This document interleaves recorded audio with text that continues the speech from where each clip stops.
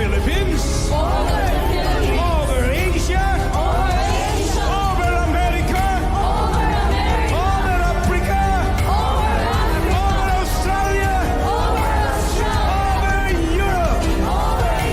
Jesus Christ, Son of the living God, is Lord. Itin, ako'y magpupuri sa iyo. Ako'y magpupuri sa'yo. Taas po natin ang ating mga kamay. Kalagayan ng puso, nagkakalaman o nasisitayo. Ako'y magpupuri sa'yo.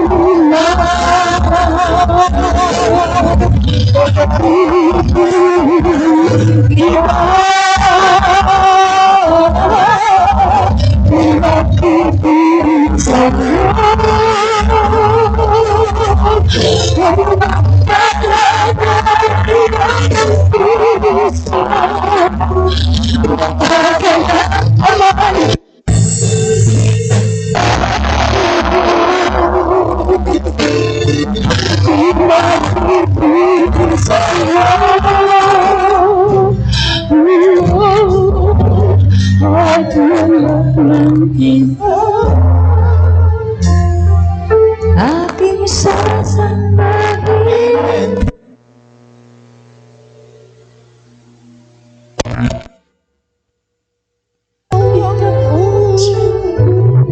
Hallelujah.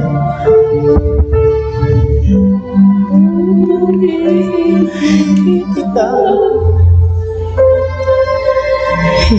Hallelujah. Dakilang Diyos at aming Ama, salamat sa inyong kabutihan, salamat sa inyong kapangyarihan, Yes. salamat sa inyong kadakilaan Yes. at katapatan at pag-ibig nyo sa buhay ng bawat isa sa amin. Yes, Lord. Tulad ho ni Job, dumating siya sa kanyang buhay ang matinding pagsubok, pero nandun pa rin ang tunay na pagpupuri sa inyo. Yes, Lord.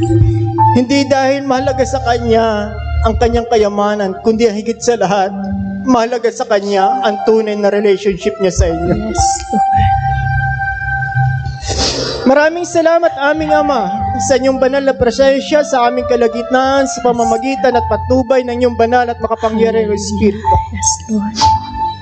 Salamat sa inyong ginawa, Panginoon Hesus, sa krus ng Kalbaryo. Salamat sa katagumpayan na inyong ginawa, Panginoon, na ipinagkaloob nyo rin sa bawat isa sa amin. Yes, Dahil yan yung tagumpay ay tagumpay ng bawat isa na nananalig sa inyo.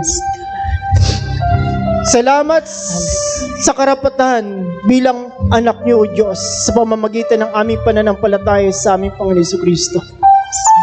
Kaya kami nga nakakatawag sa inyo, O Diyos, ng Ama, Aba, Father. At mas makapangyarihan ng Espiritong nasa amin kaysa sa Espiritu ng sanlibutan na ito. Dahil nasusulat lahat ng nilalang nasa langit, nasa lupa, at nasa ilalim ng lupa ay lulod at sasamba sa inyo. At lanandila ay magsasabing, kay lamang Panginoon Hesus ang Panginoon sa ikararangal ng Diyos. Hayaan niyo, Diyos, sa aming pag-aaral at pakikinig ng iyong banal at makapangyarihang salita sa oras na ito. Malaya kayo mag-minister. Continue to move among us sa patnubay at kapangyarihan ng iyong banal na Espiritu. Alisin niyo, O Diyos, yung takot, yung pangamba sa puso ng bawat isa. At anumang gawa ng kaaway sa lugar na ito, ang spirit and distraction, sama-sama namin itong winawasak at lalong bisa sa makapangyarihang pangalan ng aming Panginoon Jesucristo.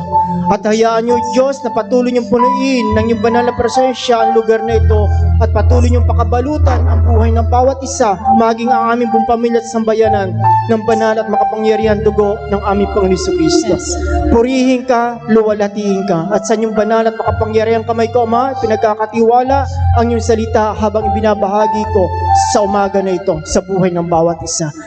Hayaan niyo, Diyos, na patuloy niyong pagpalain ng buhay ng bawat isa sa pamamagitan ng iyong salita at patuloy kayo magpakilala sa malalim at biblikal na kapamaraanan. Tanggapin niyo, Diyos, ang pinakamataas na papuri, pasasalamat at pagsamba sa tanging pangalan ng aming Panginoon Jesucristo na tayo magsabi ng Amen and Amen. God bless you. Makakaupo na po ang bawat isa.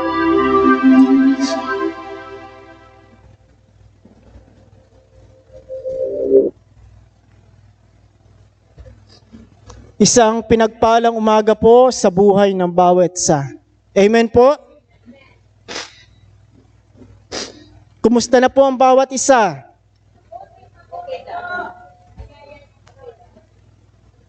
Hallelujah. Pangatlong Sunday na po ito, doon sa una at pangalawang linggo, ang pakikinig natin at pag-aaral ng salita ng Panginoon ay halos lubos na nating naunawaan. Bilang isa mga mananampalataya ng ating Panginoon Jesucristo, nandun lagi ho yung katagumpayan sa buhay ng bawat isa sa atin.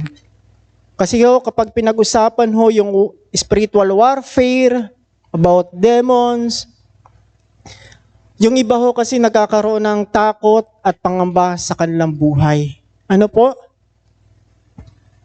Kaya nais kong ibahagi sa inyo sa oras ho na ito ay pinamagatan kong Keeping the Victory.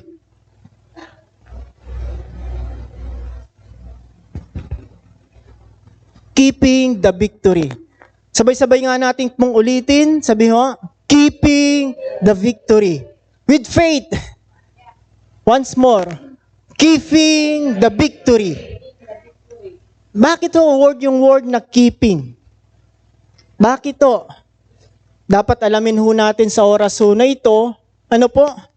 Dahil napakahalaga ho nun. Dahil hindi ho sa lahat ho ng oras, may mga kapatiran tayo at kapwa mananampalataya na dumating sa kanilang buhay, na lumis ng landas at hindi na ipagpatuloy ho yung kanilang pananampalataya. Kaya napakahalaga yung word ditong keeping the victory. Bakit nagkaroon tayo ng tagumpay? Amen po? Dahil sabi ho ng 1 Corinthians chapter 15 verse 57, next slide, NIV translation, sabi doon, but thanks be to God, He gives us the victory through our Lord Jesus Christ. Papasalamat ho, but thanks be to God, He gives us the victory through our Lord Jesus Christ. Sa pamamagitan daw po ng ating Panginoon Jesucristo. Dahil sa pamamagitan ho ng cross at kamatayan ng Panginoon Jesucristo sa cross ng Kalbaryo, and after 3 days muli siyang nabuhay, nandun po ang tunay na kadagumpayan. Kaya sa bawat isa na mananampalataya, bawat tao o sumampalataya sa ating Panginoon Jesucristo, nandun din po yung tagumpay. Kailangan maunawaan po natin ho yun. Ano po? Kaya 7, a New Living Translation, Colossians chapter 2, verse 15, sabi ho dyan, in this way, God disarmed the evil rulers and authorities. Yung word na disarmed po, He shamed them publicly by His victory over them on the cross of Christ. Yung word na cross, yung ginawa ng Panginoon Jesucristo sa cross ng Kalbaryo, doon po nagsisimula ho yung tunay na tagumpay. Kaya sabi ho dito sa Tagalog, sa pamamagitan ng kanyang kamatayan sa krus, nilupig niya ang mga pinuno at kapangyarihan ng sanlibutan. Ang mga ito'y parang mga bihag na kanyang ipinarada sa madla bilang katunayan ng kanyang pagtatagumpay. Kaya sa aking panimula po, next slide, Christ's victory is victory. Kailangan maunawaan ito, Christ's victory is our victory. Yung tagumpay ho ng ating Panginoon Jesucristo ay tagumpay din ng bawat isa na sumampalataya ng buong puso sa ating Panginoon Jesucristo. But keeping the victory is not easy. Ulitin ko po, but keeping the victory ho, hindi ito madali. Why? Habang tayo nandito sa mundong ito, patuloy tayong nakikipagbaka. Tulad ng pauna ko po kanina, may mga kapatiran tayo at kapwa mananampalataya na dumating sa kanilang buhay na hindi nakapagpatuloy sa kanilang buhay pananampalataya sa ating Panginoon Jesucristo. Dumating sa kanilang buhay yung matinding pagsubok at lumis sila ng landas at nadala sila ng mga alalahanin ng mga bagay sa mundong ito. Kaya ho dito, it is our challenge how to keep the victory. Ito po ay isang hamon sa bawat isa sa atin. Kung paano natin mapapanatili yung tagumpay na yon. Amen po? Kaya napakahalaga ho mga kapatid, yung tema na ito. Kasi pag pinag-usapan ho ang spiritual warfare, una, bihirang-bihira po ito matapik. Pag natatapik lamang po ito kapag may seminar po tayo. Pag kinakandak natin, lalo na yung SOL, PEPSOL, School of Leaders, saka School of Leaders. Pero bigyan ko muna po kayo para, ang point ho dito, hindi tayo mangamba, hindi tayo matakot. Kasi yung fear, kapag nandun sa puso ng isang mananampalataya yung takot, napakahirap ho humakbang para siya patuloy na magtagumpay, umamatadali na yung tagumpay ho na yun.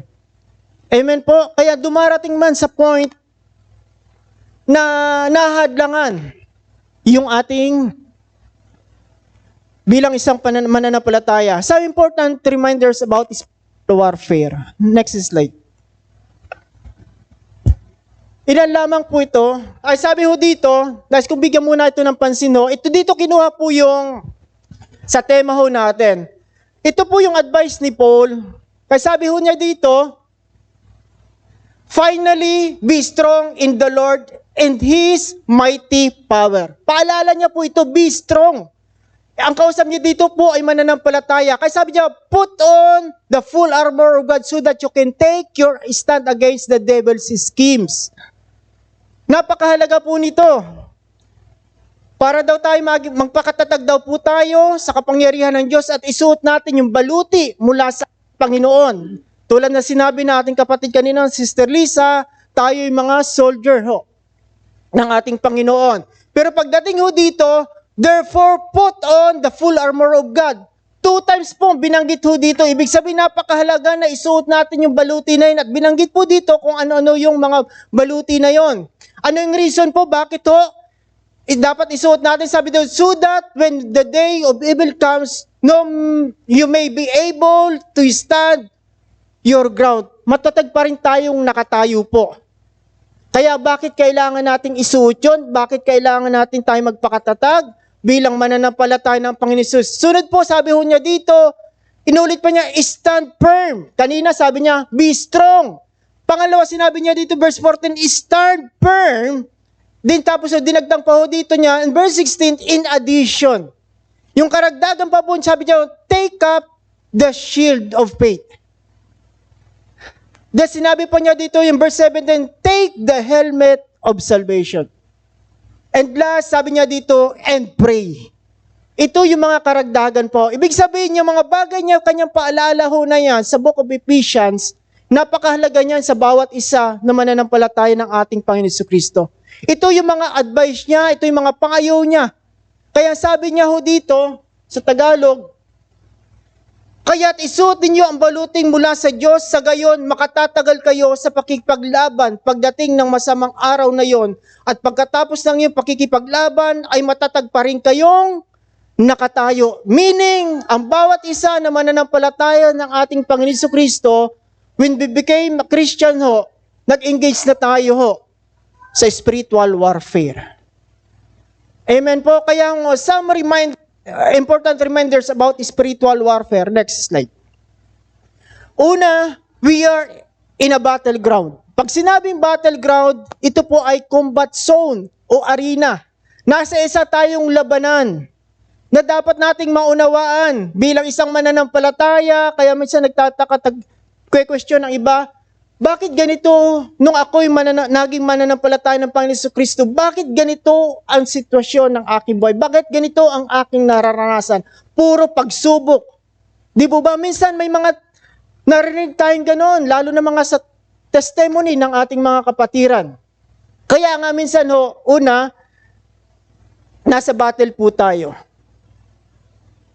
Second, minsan dumarating sa ating bawat para matest yung ating pananampalataya at lalo tayong dumepende sa ating Panginoon. Kaya nga ho, in 1 Peter chapter 5 verse 8, sabi na, be careful. Naliwanag po dyan, be careful, watch out for attacks. Maging maingat kayo, maging mapagbantay po kayo. Sabi niyo, New Living Translation, be careful, watch out for attacks from the devil. Your great enemy, he prowls around like a roaring lion, looking for some victim to devour. Kaya ho, nung tayo mananampalataya na ng Panginoon Jesucristo, nag-engage na po tayo sa spiritual warfare. Second, the enemy was defeated by Jesus Christ. Ito po ang insist natin sa ating kaisipan. Minsan in-insist ng kaaway, yung takot, yung pangamba. Pero pag naunawahan natin ho yan, in Colossians 2 verse 15, defeated na po ang kaaway. Ang sabi ho dyan, in this way, God disarmed the evil rulers and authorities. Sa iba ho, destroy. Meaning ho, powerless. Kaya ipinarada daw po ng ating Panginoon Jesucristo bilang katunayan ng kanyang pagtatagumpay. The enemy was defeated by Jesus Christ. Third, the enemy has no authority or power over our lives except maliban lamang ho when we allow it to happen. Maliban lamang kung bibigyan natin ng pagkakataon ang dyablo sa buhay ng bawat isa sa atin. Dahil sabi ho doon, in Ephesians chapter 4 verse 27, do not give the devil a foothold. Huwag niyong bibigyan ng pagkakataon ang dyablo sa inyong buhay. Kaya lang po siya nakaka-penetrate sa buhay ng isang mananampalataya once na inalaw niya ito sa kanyang buhay. Pero sa kabila ho nun, the enemy has no authority over power over our lives. Why? Kasi in Colossians chapter 1 verse 13, sabi ho doon, for he has rescued us from the dominion of darkness. Hinango daw po tayo mula sa kapangyarihan ng kadiliman and brought us into the kingdom of the Son He loves. Wala na tayo sa ilalim ho ng kapangyarihan ho ng kaaway, kundi nasa ilalim na tayo ng kapangyarihan ng Diyos sa pamamagitan ho ng kanyang anak. Kaya the enemy has no authority or power over our lives except pag binigyan natin ng pagkakataon ang dyablo. Kaya napakalaga pag nandun yung takot, alisin ho natin sa ating sarili. Dahil isang gawain ho ng kaaway, the purpose and words of the enemy, next slide, is to deceive us. Dayain po tayo. Ito yung ginawa niya kay Adan, kay Eva, dahil ho nang natukso ay si Eva ho. Dahil ang ikaisipan natin, ito yung battleground. Napakahalaga po nito. Maraming ini-insist ang kaaway na negatibo sa ating buhay para hindi tayo makapag-concentrate sa ating pananampalataya.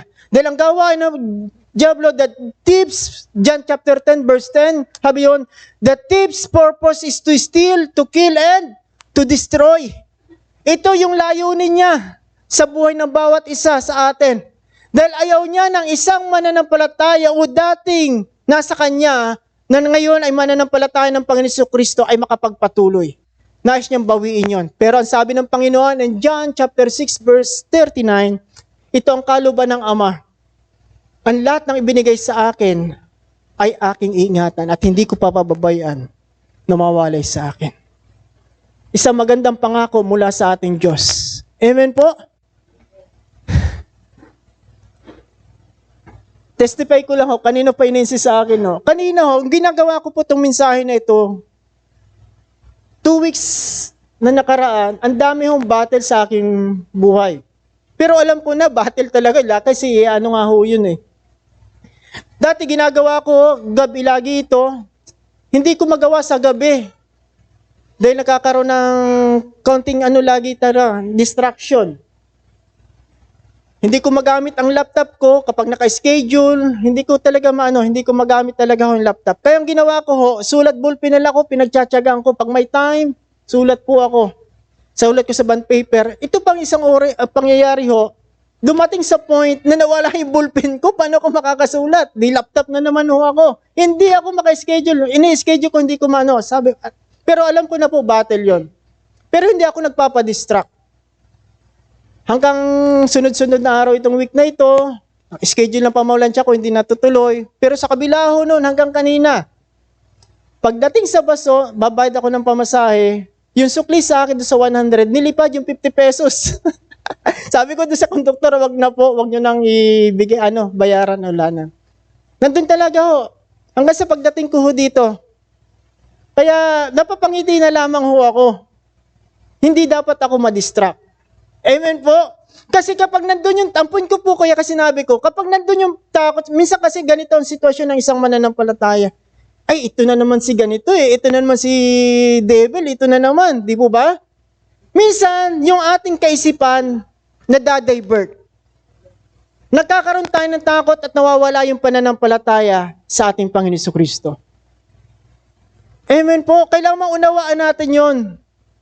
Kasi ang gawain ho ng kaaway is to ma-deceive tayo, i-distract tayo. Hanggang mag-focus na tayo sa kanyang ginagawa na negatibo sa ating buhay.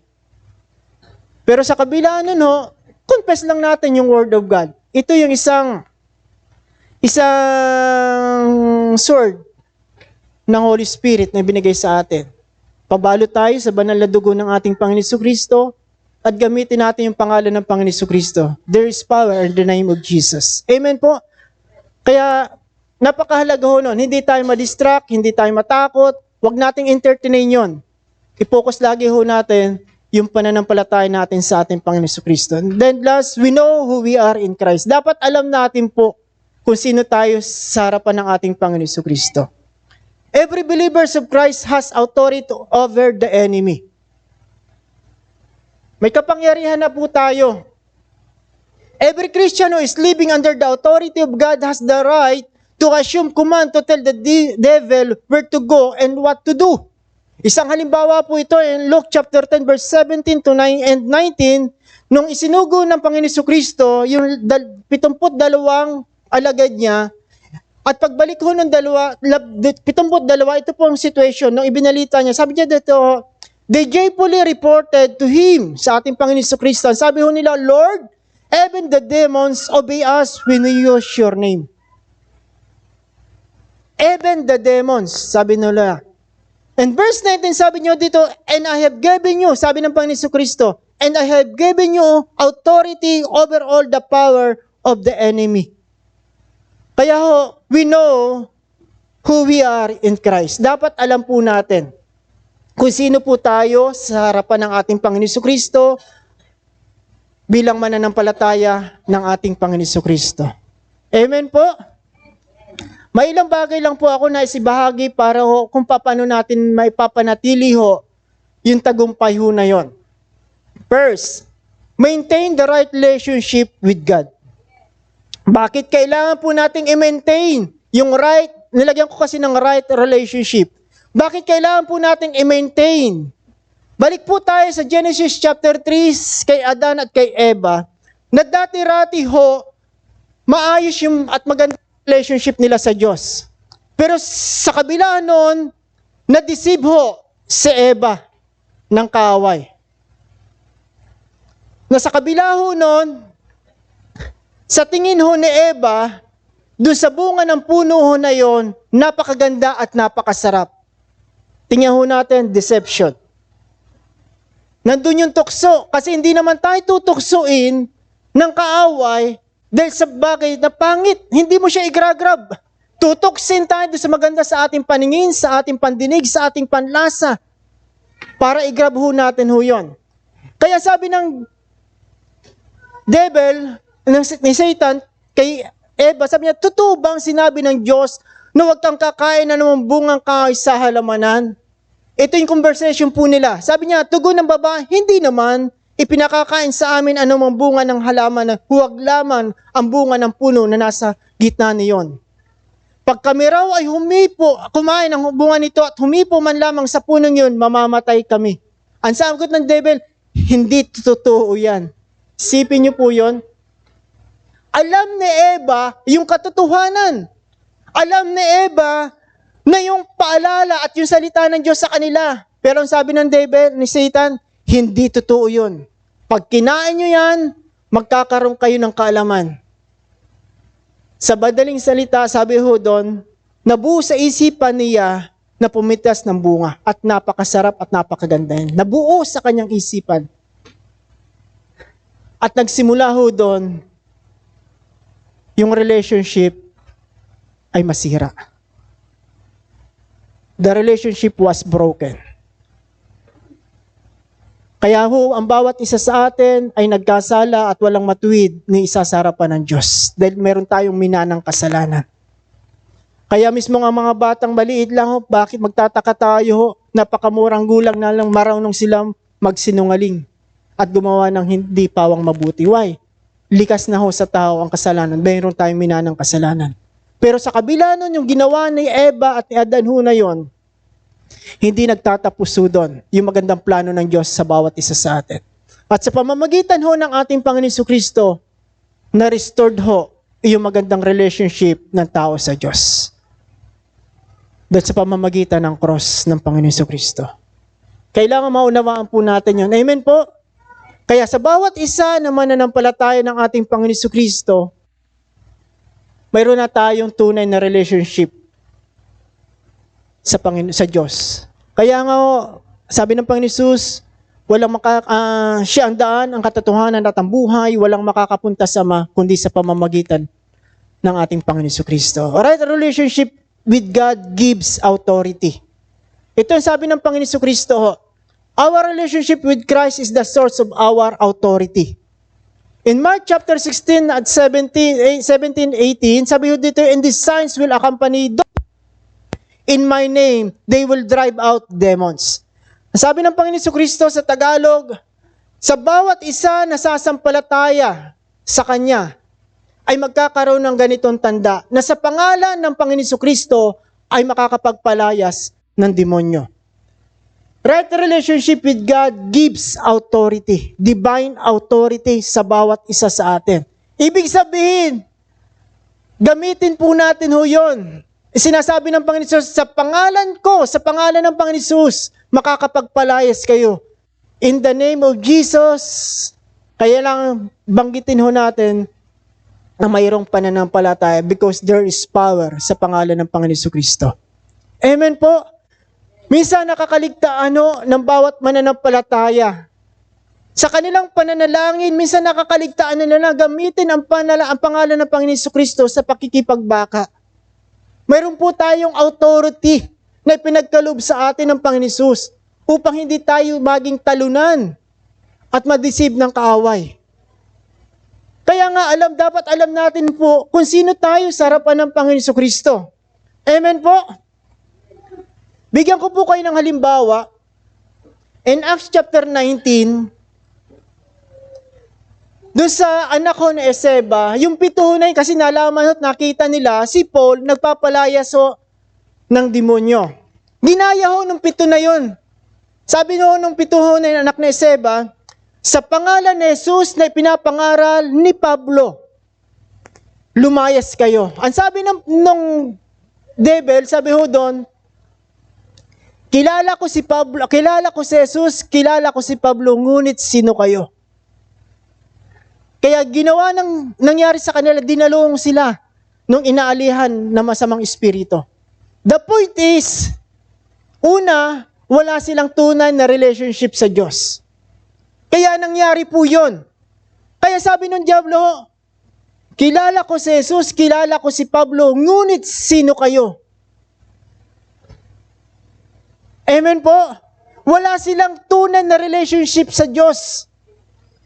Pero ang bawat isa na mananampalataya ng Panginoon Jesucristo, at kung talagang tayo sumampalataya ng buong puso, napakahalaga ho nun, mayroon tayong authority. Mismo ang Panginoon Jesucristo, alam din Sabi ho, in Mark chapter 1 verse 24, nais kong para patunayan po na maliwanag lang sa atin. Sabi ho dito, in verse 24, sabi at 23, biglang pumasok sa sinagoga ang isang lalaking inaalihan ng masamang espiritu at sumigaw, ano ang pakialam mo sa amin, Jesus na taga Nazaret? Naparito ka ba upang puksain kami? Itong sabi ho pa, kilala kita, ikaw ang banal na mula sa Diyos. Kaya sabi ho ng Panginoon Kristo, ngunit inutos ni Jesus sa masamang espiritu, tumahimik ka at lumabas sa kanya. Kaya napakahalaga ho ng authority ho natin. Napakahalaga din ho yung relationship natin. Naging maayos po dahil alam din ho ng kaaway kung sino tayo sa harapan ng Diyos.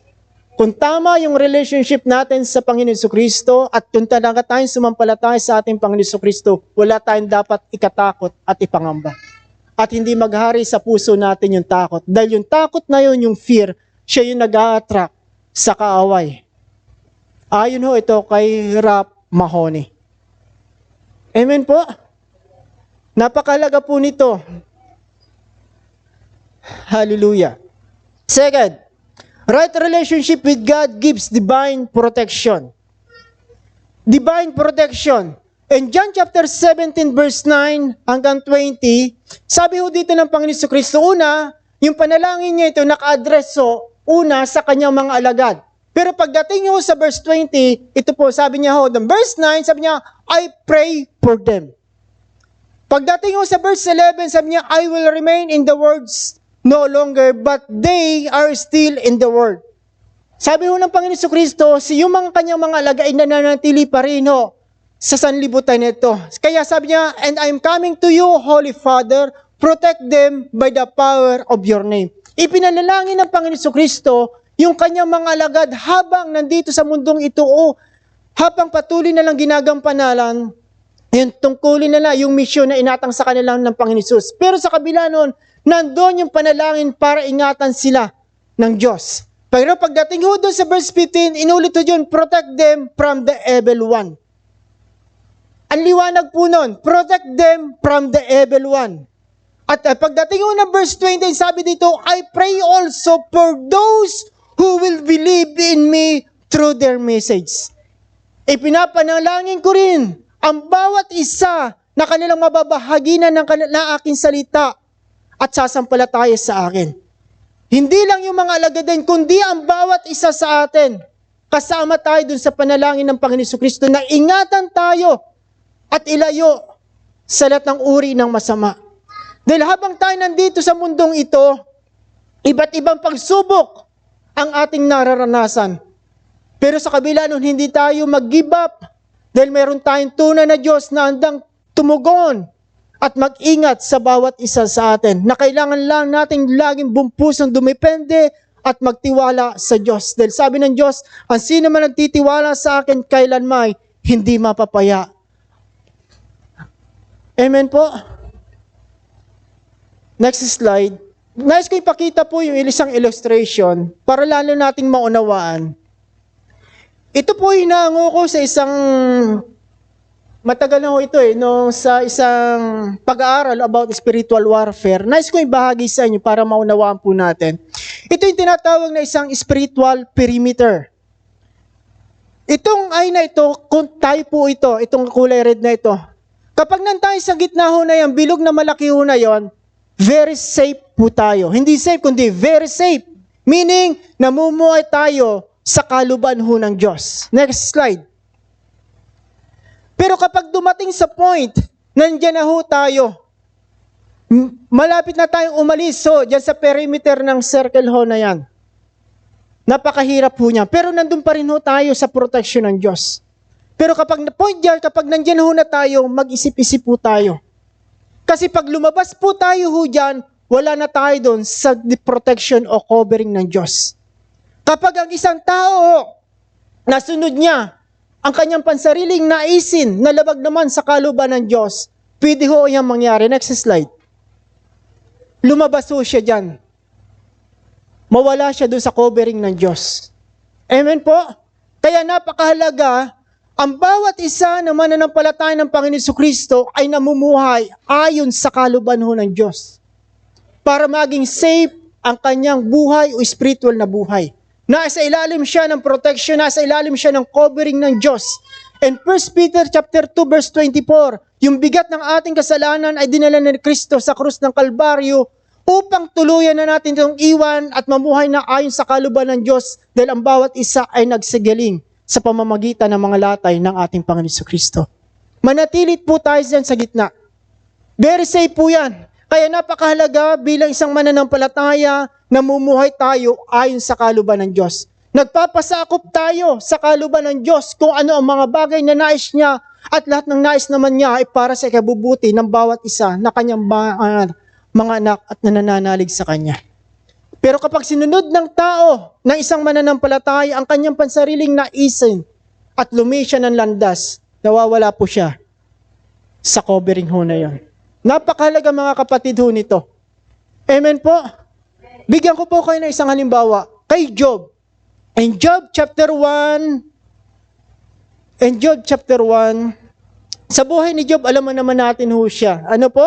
Dumating sa kanyang buhay, yung matinding suffering. Pero sa kabila ho nun, kaya nga ko po yung pinawit kanina, yung chorus. Na-remind po ako dito sa mensahe na ho na ito. Ang sabi ho ng chorus kanina, ano man mangyari, ako'y magpupuri pa rin sa iyo. Nasisiphayo man, pero magpupuri pa rin sa Panginoon. Pero ano sabi ho ng Diyos patungkol kay Job? Guys, kung berasahin muna sa verse 1, 2 times ko itong inulit. Sabi niya, may isang lalaking Job ang pangalan at nakatira sa lupain ng Uz. Mabuti siyang tao, malinis ang kanyang pamumuhay, may takot sa Diyos at hindi gumagawa ng masama. Ito yung pagkakakilanlan ng kay Job. At inulit ho ng Diyos yon. Sabi ho doon, wala siyang katulad sa daigdig, malinis ang kanyang pamumuhay, siya'y mabuting tao, may takot sa akin, hindi gumagawa ng masama, dugtong paniwa, Yahweh. Sumagot si Satanas, sabi niya dito, si Job kaya ay matatakot sa iyo na walang dahilan? Bakit nga hindi niya siya matatakot sa iyo, kayong pinagpapala mo siya? Iniingatan mo ang kanyang sambayanan at ari-arian. Yung word na iniingatan, kita natin yung protection. Nangyari lang po kay Job dahil mayroong pahintulot ang Diyos kay Satanas. Remember ha, sabi niya, sige, galawin mo, wag mo lang siyang pakikialaman. Pwedeng galawin mo ang lahat ng kanyang ari-arian. Pero, sabi ng Diyos, wag mo lang siyang pakikialaman. Pero sa kabila nagawa na ni Satan ang lahat. Namatay ang kanyang 10 anak, nawala ang lahat ng kanyang mga ari-arian at bangamat napakayaman niya, pero hindi niya nagawang itakwil at sisihin ang Diyos na kanyang sinasamba. Bumalik si Satanas. Pangalawa, subukin mo kaya na, sabihin na paraphrasing, nabigyan ng sakit si Job. Sige, sabi ng Diyos, wag mo lang siyang papatayin. Wag mo lang siyang papatayin. Ginawa na naman ho. Alam ng Diyos yung sitwasyon ni Job sa kanyang harapan. Di mo ba? Nagawa lang ho ni Satanas yun. Why? Pinahintulutan. Pero kung hindi pinahintulutan ng Diyos, hindi mangyayari yon. Pero gusto ko lang pong mga kapatid i-clear. Baka dumating sa atin, baka sabihin natin, pinahintulutan ho ng Diyos. Ano po? Kung dumating tayo sa matinding pagsubok. Ang point ko lang ho dito, yung pag-iingat ng Diyos. Pero sa kabila ho nun, hindi pa rin natinag si Job. Ang sabi ho doon, kinilala niya, nagpuri pa rin siya sa Diyos. Pumunta siya sa mundong ito, na wala at aalis din siyang wala. Pinapakita pa rin niyo dito, napakahalaga yung tunay na relationship sa Diyos at hindi mahalaga sa Kanya ang kayamanan ng mundong ito. Kaya sabi ho ni Paul in Colossians chapter 3 verse 1, set your hearts on things above and not on earthly things. Dahil ang mga bagay sa mundong ito, yung earthly values, ito'y temporal lamang. At ito yung mga bagay na ginagamit, pwedeng gamitin ni Satanas para tayo i-trick at i-deceive at malish yung landas natin. bilang isang mananampalataya ng Panginoon Hesus. Amen po? Dahil ang isang tunay na Kristiyano at nanampalataya ng buong puso sa Panginoon Hesus ay ang pinagsusumikapan na niya ay mga bagay na makalangit. Heavenly values. Why? Ito po ay eternal na. Kaya sabi ng Panginoon Hesus, huwag kayo mag-impok ng kayamanan dito sa lupa dahil dito sa lupa ay may naninirang tanga at kalawang. Bagkos mag-impok kayo ng kayamanan dun sa langit. Dun ay walang naninirang tanga at kalawang. Heavenly values. Amen po mga kapatid. Kung dumating man sa point na nawalan tayo ng mga bagay sa mundong ito, na yun ay mga earthly values lang, hindi yun ang maging dahilan para tayo tumalikod sa Panginoon. Amen? Kaya nga sabi ni Paul, set your hearts on things above and not on earthly things. Right relationship with God gives divine protection. Always tayo magpa-cover sa banal na dugo ng Panginoon Hesus. Huwag tayong lumis ng landas kapag nandun tayo sa isang matinding pagsubok. Lord, I need you. Dahil sabi ng Panginoon, call upon the name of the Lord and be saved.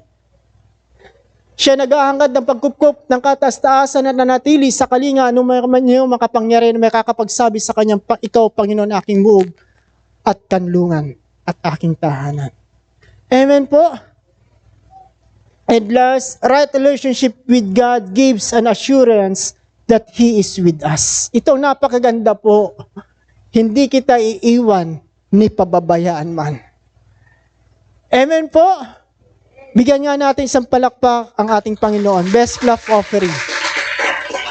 Dahil tapat ang nangako at gaganapin ho niya yon. In Romans 8:31, if God is for us, who can be against us? Tulad ng Panginoon Hesus, itong patutunan ng Panginoon Hesus, in John 8:29, sabi ng Panginoon Hesus, at lagi kong kasama ang nagsugo sa akin, hindi niya ako iniiwan dahil lagi kong ginagawa ang nakalulugod sa Kanya. A right relationship with God give us assurance that He is with us. Hindi kita iiwan, sabi ng Diyos, ni pababayaan man. Dumipende lang tayo at magtiwala sa Panginoon. Amen po? Hallelujah.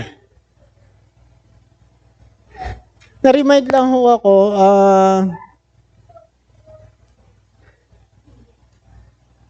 napakalaga kasi baka malimutan ko po. May paalala ang Panginoon Hesus in John chapter 16 verse 31. In this world you have tribulation. Pag sinabing tribulation sa Greek word, ang meaning na po nito ay pressure. May mga pressure na nararanasan tayo sa ating buhay. At yung pressure na yun, kapag hindi natin napaglabanan, natatangay tayo. Amen po? Pero may paalala din si Paul in 2 Timothy, verse 3-1. You should also know this, sabi niya kay Timothy. Dapat alam mo ito, Timothy. That in the last days, there will be very difficult times. Sabi ng New Living Translation. Hindi sinabi dong difficult times, kundi very difficult times. Mga kapatid, nasa huling panahon po tayo ngayon. Kaya maging maingat tayo. Sa nababalitaan natin, wag na tayong mangamba. At mangyayari po yon. Yung sinasabi ng prophecy ng Panginoon sa Matthew chapter 4, nangyayari tulad kahapon, may lindol, di po ba? Nangyari para ngayon sa Sorsogon, Samar. Ang point dito, tulad ngayon, tatas na naman ng gasolina. Ang point dito, wag na tayo magpa-apekto mga kapatid. Mangyayari at mangyayari, hindi tayo makakatakas. Ang point ko ho dito, paigtingin natin yung maayos na relationship natin sa Diyos. Kung alam natin, tama yung relationship natin sa Diyos, nandun yung confident natin. Mayroon tayong assurance that He is with us. Amen po? Yun lang point po ko po doon. Kaya balik ko tayo doon. Kaya napakahalaga ho nun. Tulad doon ni Joshua, bigyan ko pa rin kayo ng halimbawa. Sa buhay ni Joshua, nung lupigin nila yung Jericho, nagtagumpay sila. Dahil kasama nila ang Diyos. Na-share ko po ito last na magturo ako about valuing God's words. Last month. Pero nung lupigin nila, yung high, kampante si Joshua. Kasi sabi niya, parang nasabi niya, paraphrase na lang, nalupig niya yung malaking lungsod ng Jericho, itong napakalit na bayan ng Hai, ito na lang ipapadala kong hukbo. Pero hindi niya alam, hindi niya kasama ang Diyos. Hindi nila kasama ang Diyos. Why? Mayroong isang Achan na nag-disobey doon sa pinag-uutos ng Diyos sa kanila. Ibig sabihin, affected yung relationship nila sa Diyos. Tulad ni Eva at ni Adan, affected yung relationship nila sa Diyos. Sin affects our right relationship with God. Yun ang nagiging dahilan para hindi tayo magtagumpay sa labanan. Kaya maging maingat mga kapatid. Amen po? Number 2, be responsible to your spiritual life. As a Christian, dapat responsible po tayo. Kaya nga, lagi narinig natin, Christian life is not a playground, it is a battleground. Nakikipagbaka po tayo. Kaya kung tayo, alam natin, nasa isang warfare po tayo, very responsible po tayo sa ating spiritual na buhay. Dahil ang kaaway po ay hindi siya nagbibiro. Kaya bilang isa tayo bilang mananampalataya, hindi tayo maging easygoing Christian sa ating pamumuhay bilang isang mananampalataya. Be responsible to your spiritual life. Give enough time sa ating Panginoon. Anong ibig ko po sabihin nyo? Magbigay tayo ng tamang oras o sapat na oras sa Panginoon, yung daily communion natin sa ating Panginoon Jesus. Dahil ito yung mga bagay na napakahalaga, napaka-basic, ngunit sa kabila nun, maraming beses na kinaliligtaan ng ibang mananampalataya. Give enough time to God. And Mark chapter 1 verse 35, New Living and IB Translation, patungkol sa Panginoon Jesus, sabi ho dito, very early in the morning. Pag sinabing early in the morning sa pag-aaral po, ito ay madaling araw, 3:00 ng madaling araw po. Early in the morning while it was still dark, Jesus got up, left the house, and went off to solitary place. Sabi ho doon, where he prayed. Gumigising ang Panginoon Kristo, ito ay naging lifestyle na niya, at pumupunta sa ilang at upang manalangin. Siya'y Diyos na nagkatawang tao, pero pinahalagahan niya ang kalagahan ng gawain ng panalangin. Bigyan ko po kayo ng halimbawa pa. In chapter 6, verse 46, after niya mag-minister, sabi niya, after leaving them, nung umalis pinauna niya ang kanyang mga alagad. Sabi ho doon, he went up on a mountainside to pray. After niya mag-minister, before and after niya mag-minister, inuuna niya ang pakikipag-communion sa Diyos. Napakahalaga po nun sa bawat isa sa atin. Lalo na sa mga lingkod ng Panginoon. Nakatalaga man tayo o hindi, same pa rin yung ating gawain. Kasi may atake nga Minsan itong nakakaligtaan ng ibang manggagawa. Kapag sila naka-schedule, sorry po, paalala lang ito. Kapag sila naka-schedule, todo yung preparation nila, hindi masama po yun. Napakainam pa nga po yun, mga kapatid. Pero tandaan natin sa warfare, may restback po. Ito ang tinandaan ko dun sa isang nag-mentor sa akin noon, dati kong katrabaho. Naging missionary siya, isang radio officer, nag-mission. Itong paalala niya sa akin lagi noon. Noong taon 2007, pinaunawa niya sa akin yun. Kaya napakalagay sa isang manggagawa, naka-assign man tayo o hindi. Same pa rin yung pakikipagnig natin sa Diyos. Amen po. Kasi nandun yung battle. Kaya nga, be responsible in our spiritual life. Alam ng kaaway kung paano ka nag-prepare. Amen po. Amen. Alam ng kaaway paano ka naglala ng oras sa Panginoon. Kapatid, hindi ko po kayo tinatakot. Ano po? Ito ang katotohanan. Huwag nating ipahintulutan yung fear sa ating puso dahil ito yung nag-a-attract sa kaaway. Bigyan ko po kayo ng halimbawa. And sa buhay ng mga Israelita and 1 Samuel, 40 days sila na naghahamunan, hinahamon sila ni Goliath. 40 days. Pag nandyan si Goliath, aatras ang hukbo ng mga Israelites. Nandun yung takot sa kanila. Kasi nakikita nila, higanti si Goliath. Ang hamon nga ni Goliath sa kanila, isa lang iharap sa kanila. At sino mang matalo, talo na ang pangkalahatan. Pero mayroong isang David na mayroong tunay na pananampalataya sa Diyos. Nasabi niya kay Goliath, lalabanan kita sa pangalan ni Yahweh. Ikaw na lumalait sa bayan ng Diyos. Amen po. Dapat ganun ho, tayo ng mga isang mananampalataya ng Panginoon Jesucristo. Handa tayong humarap. Hindi sa sarili natin lakas, hindi natin sa sariling kapangyarihan, kundi sa tanging pangalan at kapangyarihan lamang ng ating Panginoon Jesucristo. Ito yung mensahe sa akin ng Panginoon kanina po, nung mag-meditate ako, John chapter 4. Dahil sa kapangyarihan ng pangalan ng Panginoon Jesucristo, nakalakad ho, yung lumpo na yon. In John chapter 4. Dahil pinagaling ho ni Pedro and John. Yung word sa pamamagitan ng kapangyarihan ng pangalan ng Panginoon Jesucristo. Akmang-akma po dito. Gumaling ang lumpo na yan. There is power in the name of Jesus. Huwag nating kaligtaan at gamitin natin sa tama at hindi lang i-abuse natin yung authority ho na yon. Kung dumarating man sa ating kaisipan, gulong-gulo tayo, meron tayong authority. At wag nating entertain yung mga negative things na yon na pumapasok sa ating kaisipan. Amen po? Use the authority na binigay sa atin ng Panginoon. Matatag pa rin tayong nakatayo, sabi ni Paul, pagdating ho ng labanan ho na yon.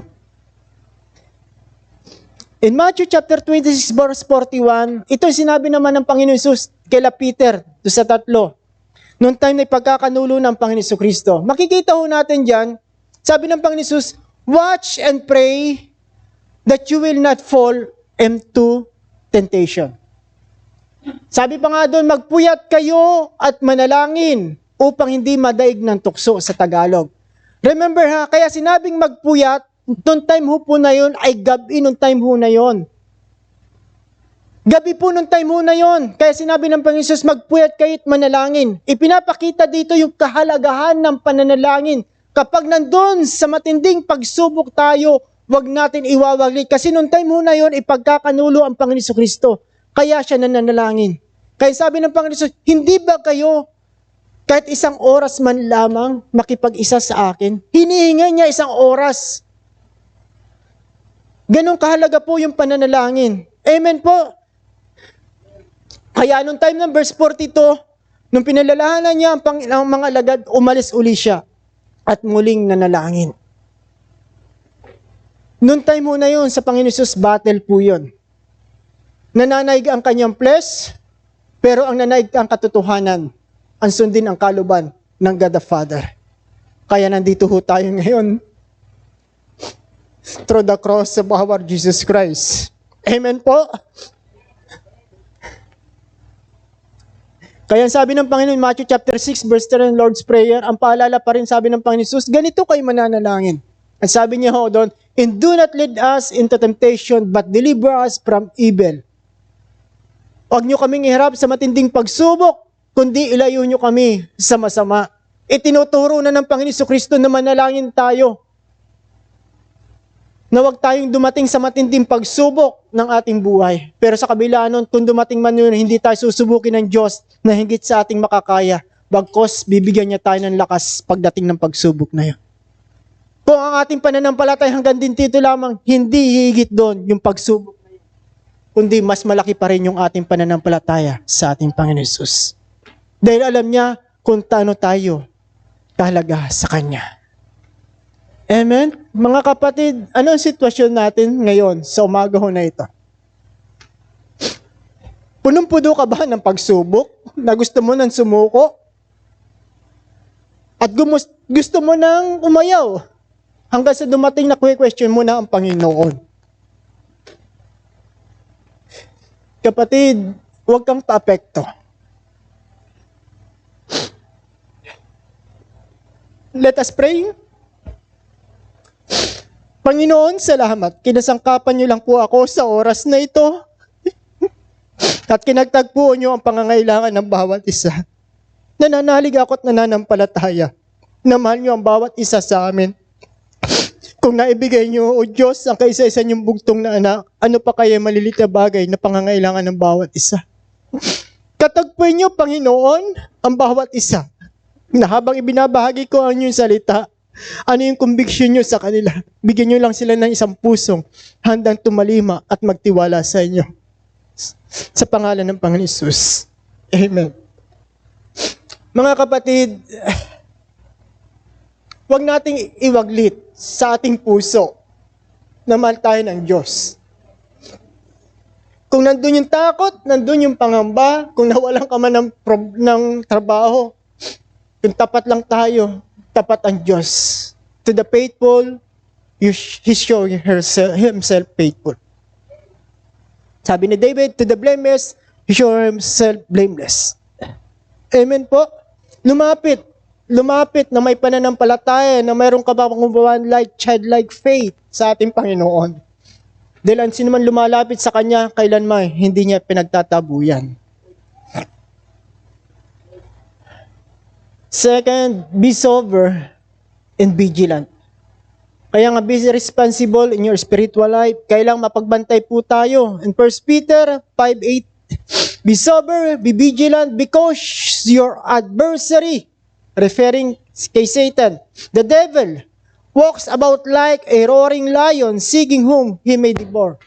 Huwag yung word ditong like a roaring lion. Sabi nga ho nung iba, ang tunay, pero sabi rin na talaga ng Bible, ang tunay na Lion of Judah ay walang iba ang Panginoon Jesucristo. Yun ang sinasabi ho ng Bible.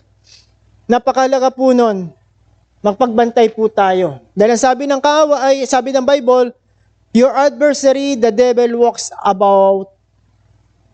about like a roaring lion. Naghahanap daw po siya ng masisila. Ang sabi ho do sa Greek word, swallow down. Talagang alam na matating yung word na swallow. Ano po? Kaya maging maingat, responsible. Amen po, magpagbantay. Minsan, ang ginagawa ng kaaway ngayon, minsan itritrik ka dahil sa mga makamandang bagay sa mundong ito. Kailangan mapagbantay din po tayo. Sabi nga, do not love the world. Ano yung word na huna yun? Hindi ito yung mga bagay hindi mundo, kundi mga bagay sa mundong ito. It means the ways of the world, its passion, pleasure, and pursuits. Kaya naalaala nyo po yung parable ng 4 na seeds na nahalaglag sa, yung pangatlong seed, nalalaglag sa lupa, na sa kabila nun, hindi nakapamunga. Ang sabi ho doon, nadala siya ng alalahanin ng buhay sa mundong ito. Kaya hindi nakapamunga. Ang napakaganda yung 4 na seed.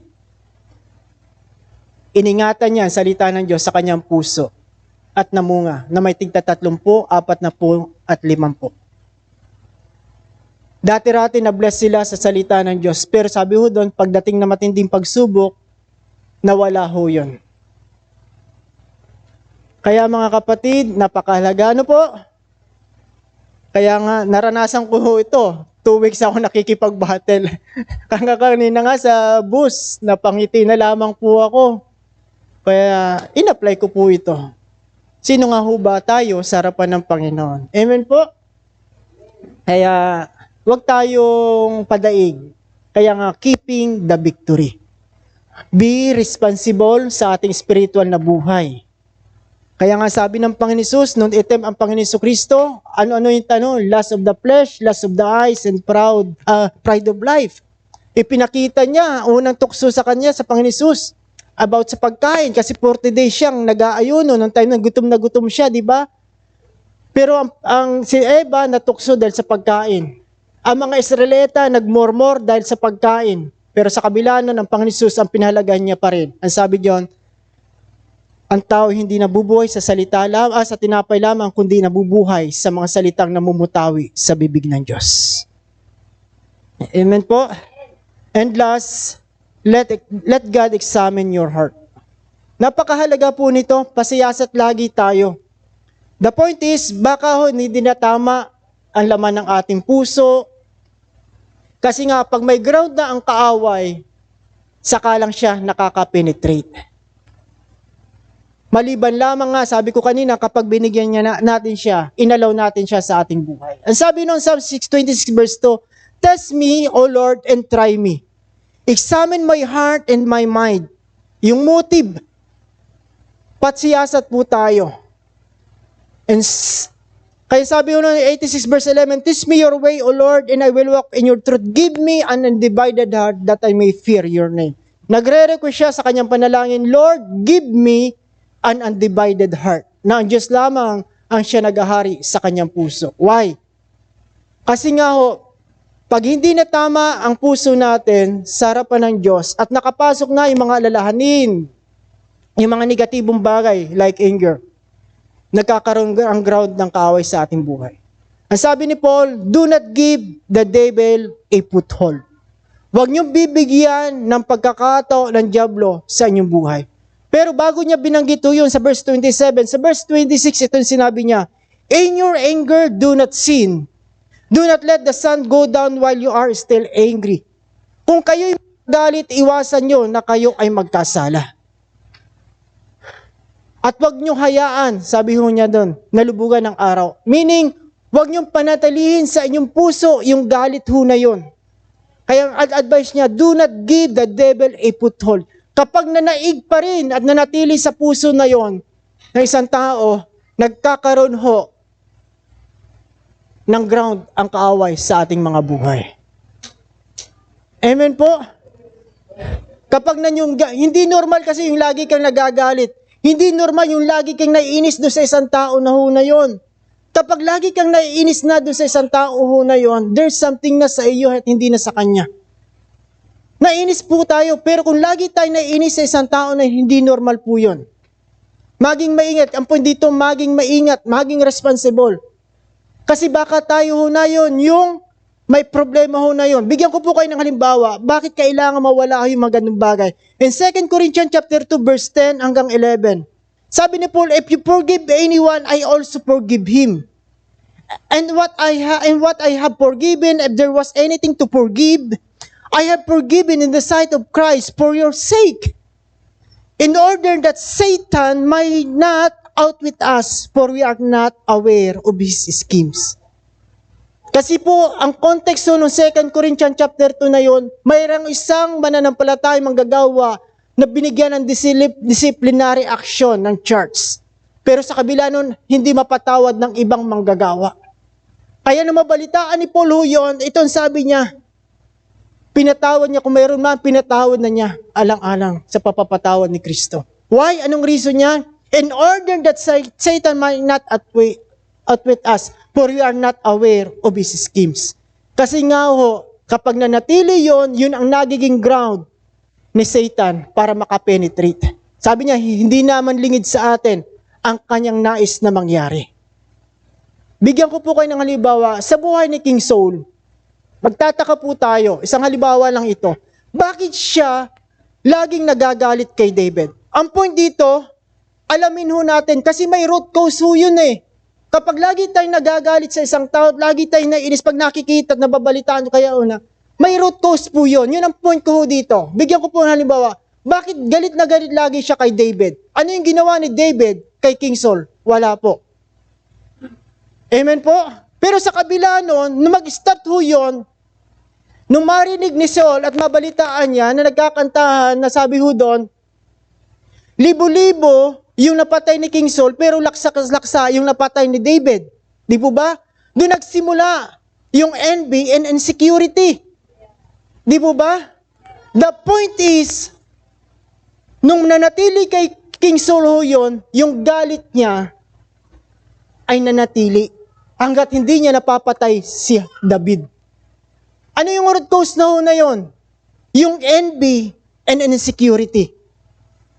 Kaya, ibig sabihin, alamin ho natin, pa-examine tayo sa Diyos. Ano yung nilalaman ng ating puso para hindi magkaroon ng ground ang kaaway? May root cause lagi po yan. We need to find out kung ano yung root cause. Once na na-find out natin at kinumbik tayo ng banal na espiritu, ito yung sanhi niyan. Ito yung pinakaugat na yan. Dalhin natin sa harapan ho ng Diyos at isuko natin ho yun. Sa ganang ating sarili, hindi natin kaya. Limitado ang ating lakas. Pero tayo magpapakumbaba. Yung lakas ng ating Diyos ang siya magpapalaya sa bawat isa sa atin. Kaya nga, the point is, alamin natin ano ba talaga yung root cause. Kasi pag hindi natin nanalap at hinayaan natin ho yun, at hindi dinala natin ho, after na malaman natin, hindi natin dinala sa pananho ng ating Panginoon Jesucristo, tayo pa rin ho ang mahihirapan. Hindi tayo magkakaroon ng isang victorious living bilang mananampalataya ng Panginoon Jesus. Kaya ang advice ko po, kung alam natin, hindi natin alam, pasiyasa tayo. Sabi ng isang awitin, siyasatin mo, Jesus, ang puso ko. Di po ba?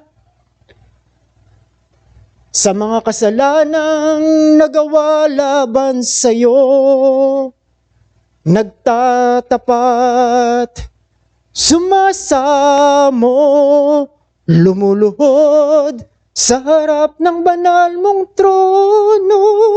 Di mo ba? Sabi yun, lumalapit, di man karapat dapat sa kabanalan mo. Lumuhod po tayo. Dali natin sa pana ng Panginoon. Alamin yung root cause. Kung hindi pa natin alam, kung tayo sincere, mas kung talagang tayo sincere, samahan pa natin ng fasting. Ang unang mararamdaman natin ang kapayapaan. Kaya sabi ng Psalms chapter 86 or 87, mula sa pusong dalisay ay mag-ahari ang kapayapaan. Yun ang unang mararanasan ho natin, yung peace. Kapatid, mahirap man. Di po ba? Pero sa Diyos walang mahirap. Sabi ng Panginoon ng Book of Jeremiah chapter 2, is anything too hard for me? Huwag natin patigasin ang ating puso. Dahil yun ang magiging ground ng kaaway. At ito pa yung magiging hadlang sa ating panalangin. Kaya sabi ng Panginoon Hesus, patawarin nyo ang nagkasala sa inyo. Kung hindi kayo patawarin yung patatawarin, hindi rin kayo patatawarin ng Diyos, ng ating Amang nasa langit. Ibig sabihin, napakalaga sa pananalangin, yung tama ang puso. Marami ang nananalangin pero hindi natin alam kumusta kung nakakarating sa trono ng Diyos. Kaya ang advice ko po, magpakumbaba, isik, kung willing pa tayo, kung sincere tayo, mag-ayuno, at kung magkaroon ng mensahe ang Diyos sa atin, dalhin natin sa panan ng Diyos. And He is willing to help us. Amen po? Napakahalaga mga kapatid nito. Amen po? And last, live each day controlled and guided by the Holy Spirit. Before ako na-assign po, binigay na po sa akin ang mensahe na ito. From the book of Matthew chapter 4. Dahil noong Matthew chapter 4, chapter 3, 16 to 17, nung binautismo ng Panginoon Jesucristo sa Ilog Jordan ni John the Baptist, after noon, umahon siya, babasa kanyang banal na espiritu. After noon, chapter 4, verse 1, sabi niyo, dinala siya ng espiritu sa ilang upang tuksin ng dyablo. Bago siya tinukso, nandun, puspus po siya. Yun ang mensahe po sa kaya nga, live each day controlled and guided by the Holy Spirit. Our only way to freedom from our evil desires is through the empowering of the Holy Spirit. Kaya sabi ho doon ni Paul, I say then, walk in the Spirit and you shall not fulfill the lusts of the flesh. Dahil yung ninanasa ng laman ay laban sa ninanasa ng Espiritu at ang lalasa ng Espiritu ay laban sa ninanasa ng laman at ang dalawa na yun ay magkalaban. Bilang isang mananampalataya ng Panginoon Jesucristo at sumasa atin ng Banal na Espiritu, magkaroon tayo ng tamang desisyon. Ang Banal na Espiritu ang siyang pagharian natin sa ating buhay, hindi ay mga bagay na makalaman. Dahil yung mga bagay na makapalaman na yun na nagbibigay kapighatian sa puso ng Diyos at yung magiging dahilan para tayo lumis ng landas at lumawalay sa presensya ng Panginoon. In Galatians 5:25, if we are living now by the Holy Spirit, let us follow the Holy Spirit's leading in every part of your lives. Kaya napakahalaga, pasakop lagi tayo, control tayo. Kaya nga ho,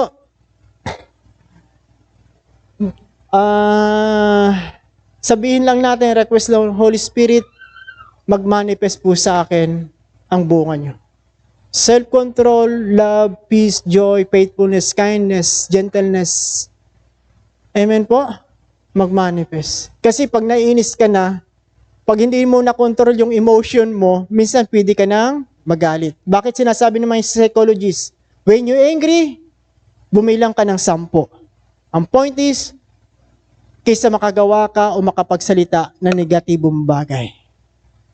O kaya kagatin mo ano yung labi. Yun yung mga isang para pero napakalaga sa ating mananampalataya, hindi lamang Lord help me. Alisin niyo sa aking puso yung negatibong bagay na ito. I need you. Kaya nga, live each day controlled and guided by the Holy Spirit. In 5:18, ito yung sinabi rin ni Paul, don't be drunk with wine because that will ruin your life. Instead, let the Holy Spirit fill and control you. Ng New Living Translation. Let us not become conceited. Sabi niyan, huwag tayo maging palalo, palaaway, at mainggitin. Sabi ni Paul in verse 26, verse ng Galatians chapter 5. Kaya napakahalaga mga kapatid. Ano po? Sana po mga kapatid sa konting oras na naibahagi ko, naging papapala lalo na sa ating spiritual na buhay. Keeping the victory. Tayo po tumayong lahat sa oras na ito. Next slide. Nice kong pakita huli ito. Nice ko po kayong tanungin muli sa oras na ito. Nasaan po tayo? Diyan sa perimeter ho na yan. Sa circumference ng bilog ho na yan. Nandito pa rin po ba tayo sa gitna? O nandito pa rin ho? Malapit na tayo maalis doon ho?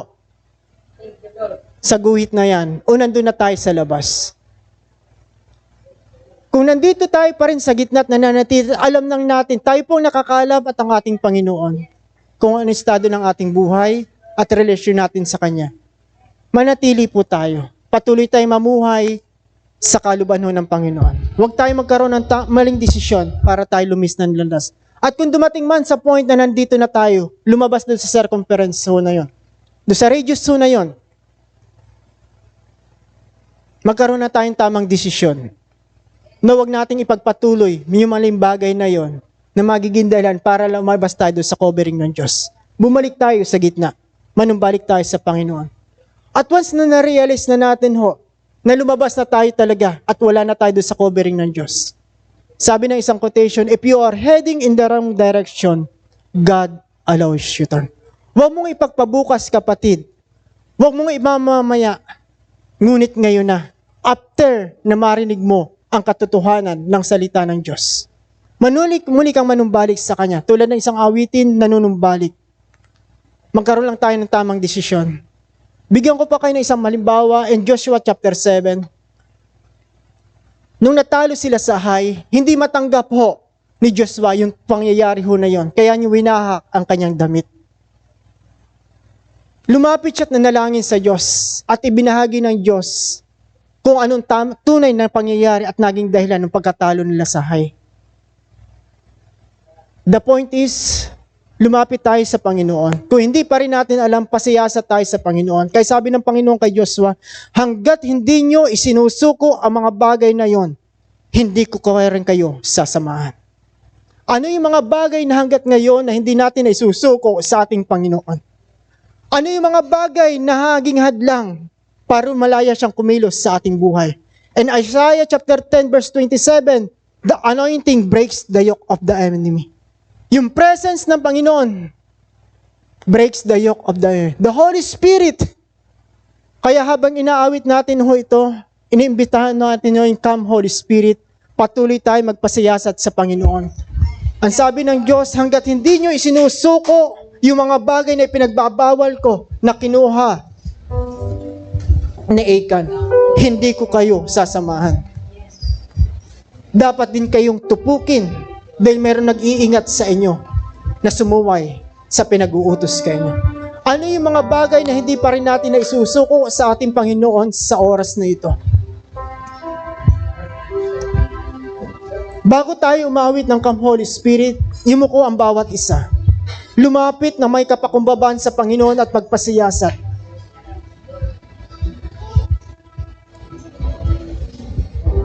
Dahil ang Diyos ang siyang lubos na kaalam, nakababatid ng nilalaman ng ating puso at ng ating kaisipan, maging ang nilalaman ng ating puso. Kung kumusta ang relasyon natin sa ating Panginoon sa oras na ito.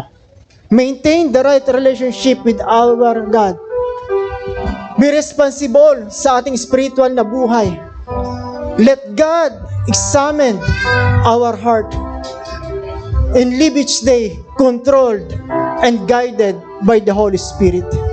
Lumapit po tayo sa oras na ito, magpasiyasat. Habang ang organ ang siyang ating naririnig sa oras na ito. Panginoon, patuloy nitong hayaan ang buhay ng bawat isa sa oras na ito. Patuloy namin pinasisiyasat ang aming mga puso, mga aming kaisipan, Panginoon. You are faithful and just to forgive us, O Lord, kung ipapahayag namin ang aming mga kasalanan, ang aming mga unrighteousness. Patuloy niyo i-convict ang buhay ng bawat isa sa amin sa pamamagitan at patubay at kapangyarihan ng iyong banal na Espiritu. Nalalabas ang bawat isa sa lugar na ito na patuloy na mananatili at tagumpay na pinagkaloob niyo sa buhay ng bawat isa sa amin. Na hindi ang isang mananampalataya, hindi isang talunan, kundi patuloy kaming mananagumpay dahil patuloy niyong isinasaba ang bawat isa sa parada ng iyong tagumpay. Siyasatin niyo, Diyos, ang puso ng bawat isa. Kung mayroong wrong motive, Panginoon, kung nandun ang anger, O Diyos, nandun ang hatred, Spirit, in the name of Jesus. Hallelujah. Kung lumis ng bawat isa ng landasin na ito at namuhay ng labag sa inyong kalooban, magkaroon ng tamang desisyon na manumbalik sa inyo at manalig ng buong puso at magtiwala sa inyo. At patuloy nyo ipadama at iparana sa kanilang mga buhay ang iyong kapangyarihan, ang iyong pag-ibig, ang provision at pagpapagaling sa kanilang nararasan, karamdaman, sa kanilang pangangatawan.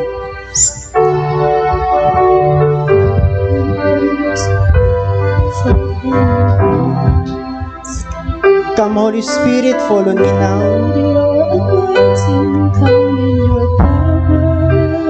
Gawin po natin isang panalangin. I love you, Holy Spirit. You're captivating my soul. And every day I grow to love you more. taas po natin ang ating mga kamay. Come, Holy Spirit, follow me now. I know Diyos sa iyong salita, anointing breaks the yoke of the enemy. Anointing. come in your power. Yes, Lord, this is our prayer. Continue to move among us, Lord. Holy Spirit, You're captivating my soul. And every day I grow to love you more. I'm reaching for your heart. You hold my life in your hands. Drawing me closer to you. I feel your power in you. Nothing compares to this place. When I can see face to face, I worship you in spirit and truth. I'm reaching for you.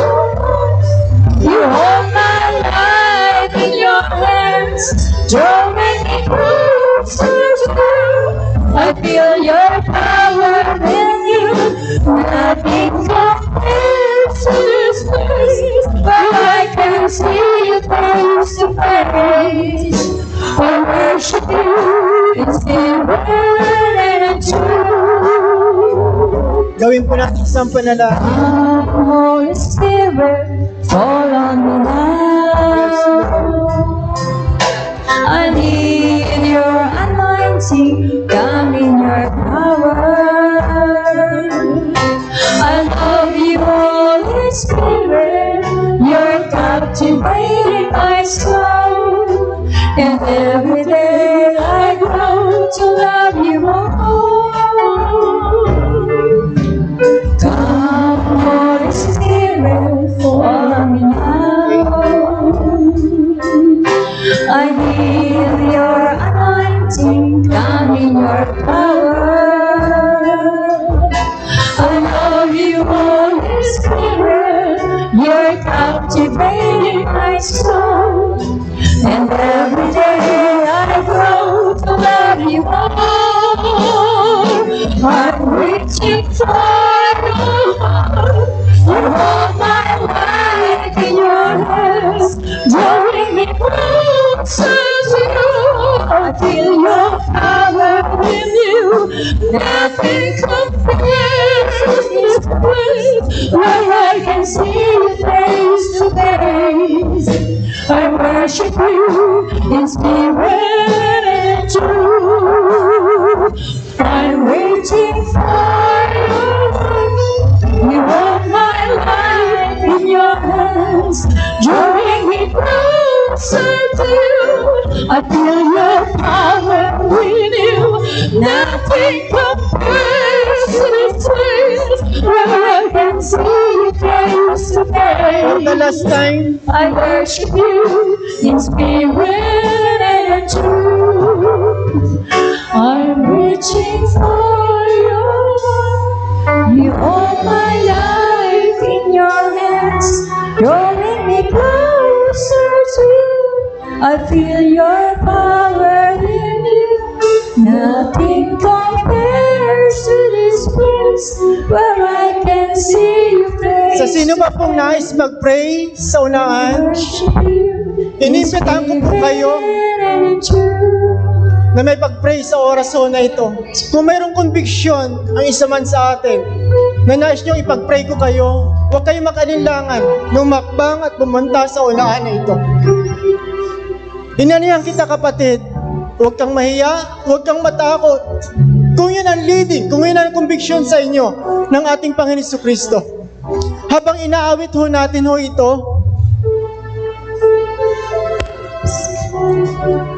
gatekeepers, I am reaching. Hallelujah. Shante, shante, yante, yante.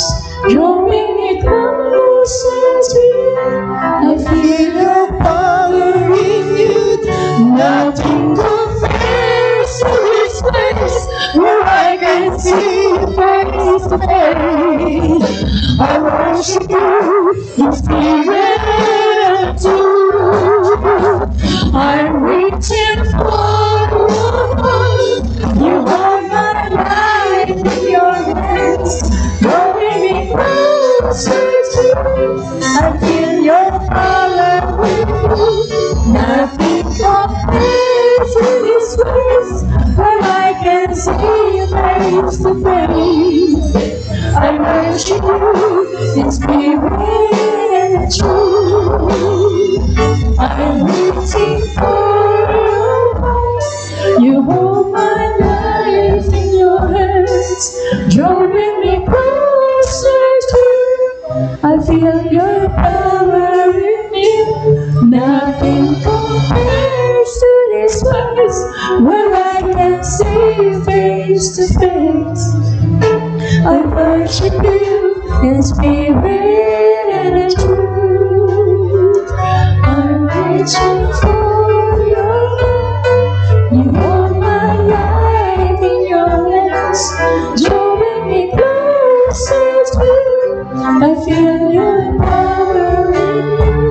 Nothing compares to this place where I can see you face to face. I worship you Spirit and truth. Come, Holy Spirit, follow me now. I need your anointing, come in your power. I love you, Holy Spirit, you're captivating my soul. And every day I grow to love you more.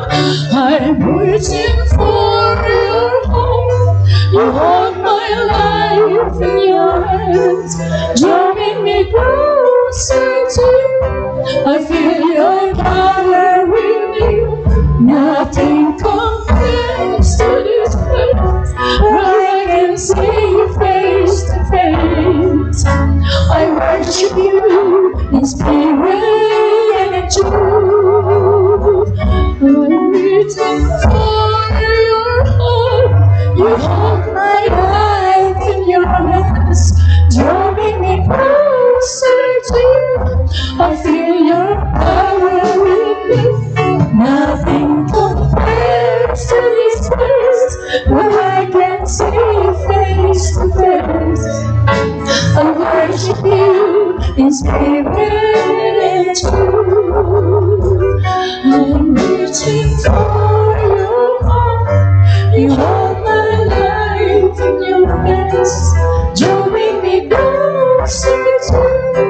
I feel your power in me. Nothing compares to this place where I can see you face to face.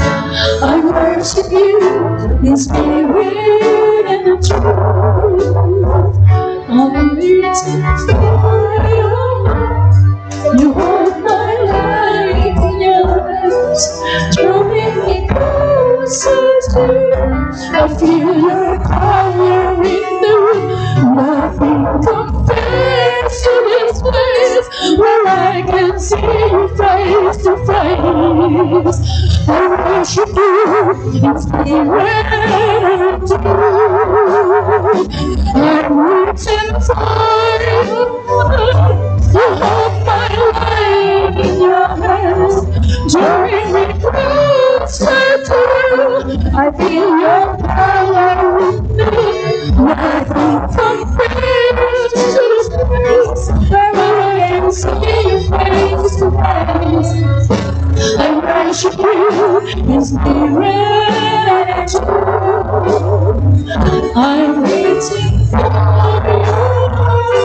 You hold my life in your hands, drawing me closer to you. I feel your power with me. Nothing compares to this place where I can see you face to face. I worship you in spirit and truth. You hold my life in your hands, drawing me closer to you. I feel your power with me. Nothing compares to this place where I can see you face to face. I worship you in spirit and truth. I'm reaching for you. You hold my life in your hands, drawing me closer to you. I feel your power in you. Nothing compares to this place where I can see you face to face. I worship you in spirit and truth. I worship you in spirit and truth. I worship you in spirit and truth. For the last time, I worship you in spirit and truth. I'm reaching for your heart. You hold my life in your hands, drawing me closer to you. I feel your power in you.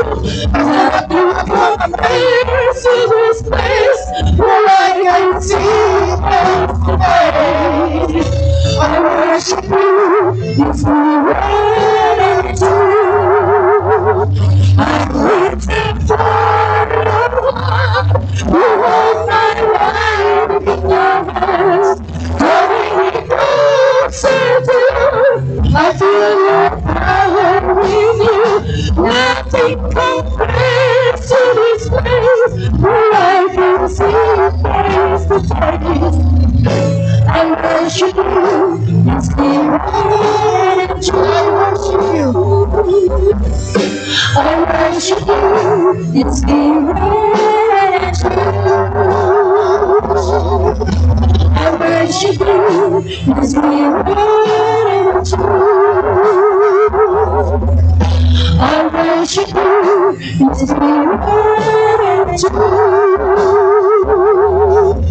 I worship you in spirit and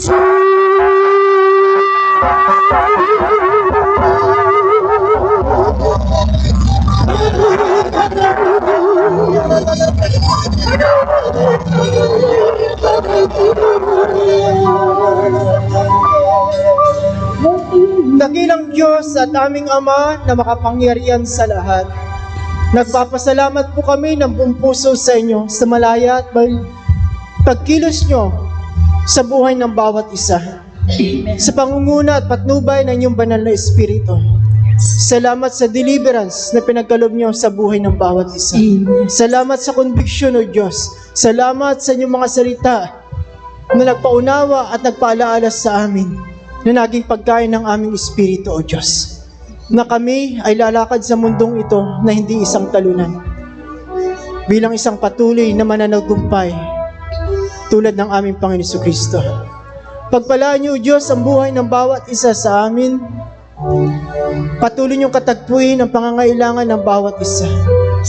Patuloy niyong iunat ang inyong mapaghimala at makapangyarihang kamay sa buhay ng bawat isa, maging sa aming buong pamilya at sambayanan, dahil hindi nalilimitahan ng distansya, ng oras, ng lugar ang inyong kapangyarihan at malayang pagkilos niyo. Bisitahin niyo ang buhay ng bawat isa sa amin. Patuloy niyong bisitahin ang aming pamilya. Continue to rest ang iyong presensya sa aming mga buhay.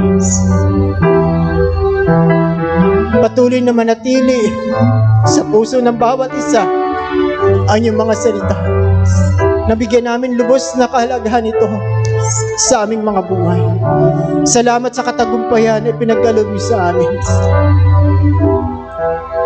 Salamat aming Ama, salamat. Maging matatag kami na patuloy naming ipaglaban ang kaligtasan na nagmumula sa inyo.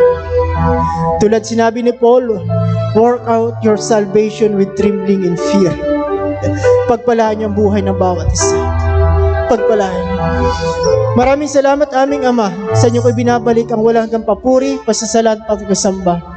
Salamat po Holy Spirit. Salamat po Banal na Espiritu. Salamat po Father.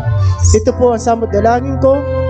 And always cover us, Lord, with the most and holy and precious blood of Jesus. Tanggapin niyo, O Diyos, ang pinakamataas na papuri, pagsamba at paglugwalhati sa tanging pangalan ng aming Panginoon Jesus na magsabi ng Amen. Amen.